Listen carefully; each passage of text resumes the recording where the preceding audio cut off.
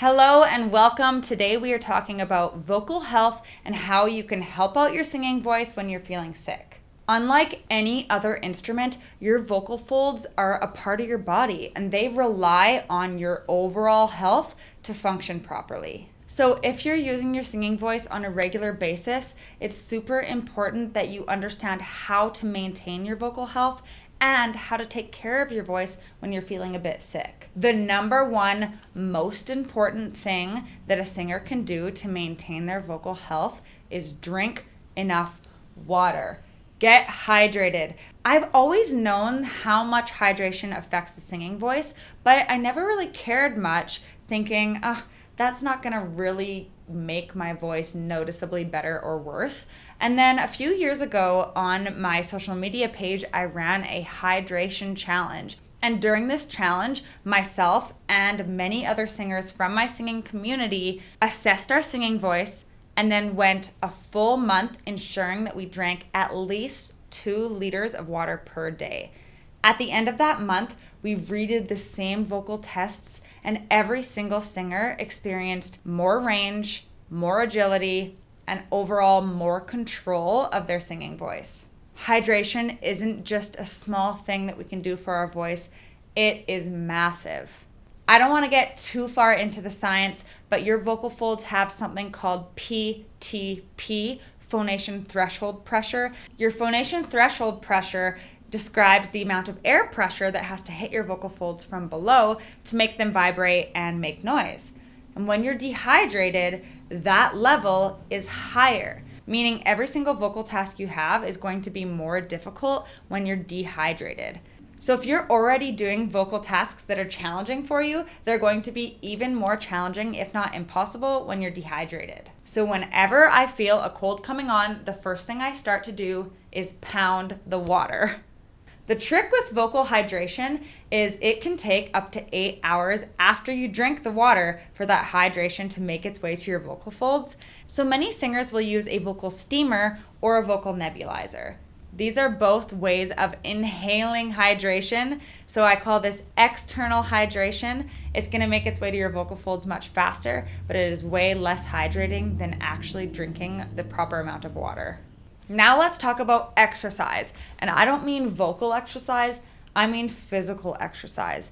Having a strong and healthy voice is dependent on having strong and healthy lungs. So participating in cardiovascular exercise is going to increase the strength of your diaphragm muscle and your lung capacity so that you have a healthier breath support system for your voice. When you have proper breath support, you're going to have way more flexibility within your voice. You're going to have better vocal stamina, way less straining, and singing is going to be generally more gentle on your vocal folds, especially for a sick voice. Now let's talk about nutrition. Lots of vocal coaches have rules for their singers of foods that they should or should not eat on show day. But this is a very personal thing and it totally depends how your body reacts to different types of foods. Mainly, we're trying to avoid excess mucus being created within our sinuses and around our vocal folds before we sing. And so if you are a person that really experiences a lot of mucus from dairy, you might find that you can't have dairy anytime around a show. For me personally, dairy doesn't seem to bother me as I'm more of a dry person. However, I do find that I'm triggered by a very high sugar content. So I can't be eating candy before I go on stage or else I'll have way too much mucus. If you are sick, there's a good chance that you already have too much mucus in your sinuses and around your vocal folds. So maybe try to avoid dairy and processed sugars around your show day so that we're not drowning in mucus when we're trying to sing. It's really important to remember that your voice is a muscle, and so it does require rest. If you've been singing a ton and you have to keep up with a really vigorous performance schedule, then maybe audit how much you're talking during the day. Make sure that you have time in a day for your voice to rest before you go put it through that big taxing vocal workout on stage. Some vocal techniques like having distortion or rasp or belting on your super high notes are a little bit more taxing on your voice than other vocal techniques. And so if you're not feeling well, it might be worth it to change some keys or take certain things out of the set list that are going to be more difficult for your voice to handle in its compromised state. One thing that does not get talked about enough is healthy talking habits. If you have unhealthy talking habits, like you're constantly having a vocal fry in your voice like this, or you whisper a lot, those things are going to lead to a fatigued voice before you even hit the stage. So make sure when you are talking, you're using proper breath support, especially if you are projecting your voice to a crowd, or if you're a teacher and you're with a large group of kids. Really prioritize proper breath support in your talking voice as well as your singing voice. One bad habit that I see a ton of singers doing, and I definitely have done myself a time or two, is getting off stage at a big show and then immediately going into the audience and talking to your fans over super loud music. You've been on stage, you've been using your voice quite vigorously, all of your blood vessels are bigger because you've been exercising that voice, and then you go off stage and you're yelling over the music, straining your voice. So make sure that after you come off stage, you take a few minutes to cool your voice down. Try to get back into using that quieter talking voice. And then if you are talking to your fans, go really nice and close to them so you don't have to yell or leave the area that has really loud music, so you're not blowing your voice out in between sets or after the show, just trying to talk over the loud music. Bringing your voice back down into that conversational range is going to be super helpful, not only to make sure you're speaking in a healthy way after your show, but it's also going to help you warm up faster the next day. It doesn't have to be anything crazy. When I get off stage, I often do some lip trills.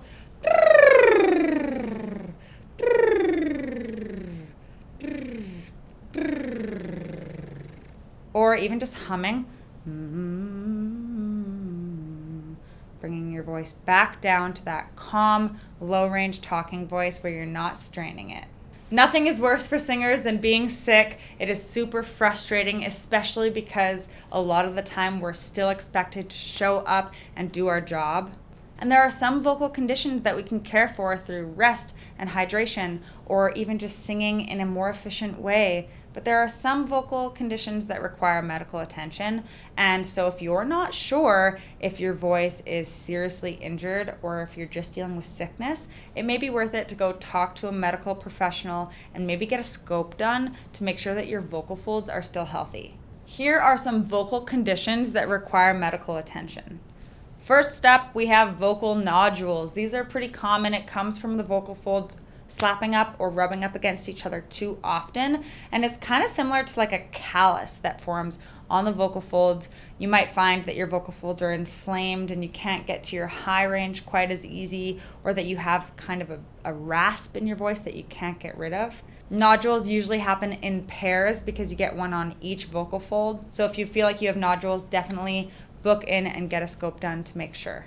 We can also have vocal polyps that are similar to nodes but a bit less serious. It's more like a blister instead of a callus. And we can have vocal paralysis, and this explains when the vocal folds don't open and close properly. If you feel like you are experiencing any of these vocal conditions, then please seek medical attention by a professional.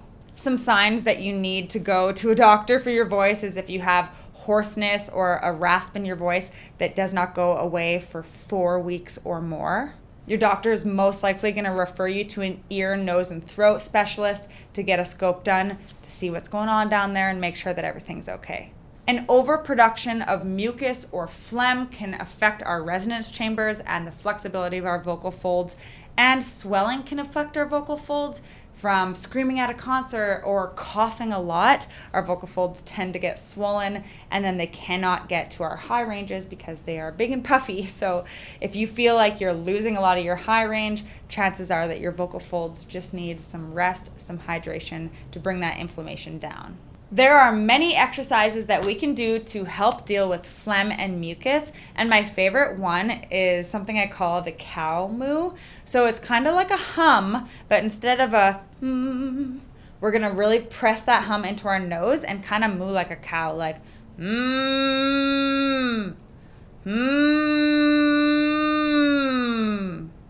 If you were to cow moo for 5 to 10 minutes, like let's say you throw on your favorite playlist and you just cow moo along to it, you will be shocked at how much is coming out of your nose when you blow it. It really shakes loose all the mucus and phlegm in your sinus cavity and your resonance chambers and clears it out so you can have that beautiful tone again. So if you deal with mucus and phlegm on a regular basis, then get to cow mooing. It will help.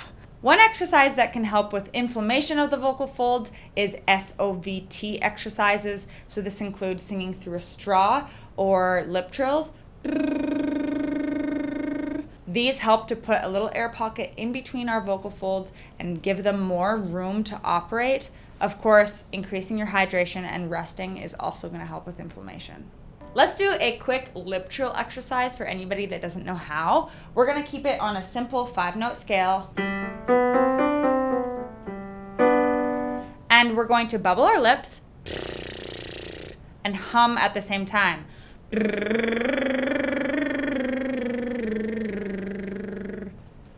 If you find it really challenging to get your lips to trill, then you probably have quite a bit of tension in your lips and cheeks. And so you can take your hand and grab your cheeks and just sort of push them forward.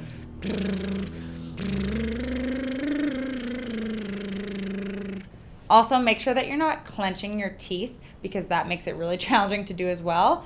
And if you find that your lips just stop bubbling, like in the middle of a phrase when you didn't intend for them to stop, it's probably because your air support isn't consistent. So make sure that you have consistent breath support. And if you're a bit confused by breath support, then go back and watch my video titled How Singers Should Breathe. Okay, let's try it.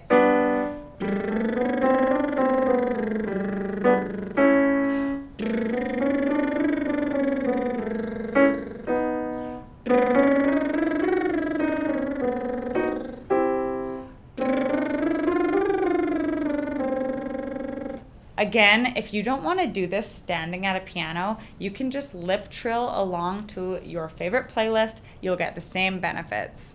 If you are feeling sick right now and trying to push through to a gig with a voice that is not functioning at its best, I'm sending you so much love. And if you have any tips or tricks that really help you when you're feeling sick, put them in the comments so that we can help out all the singers in our community.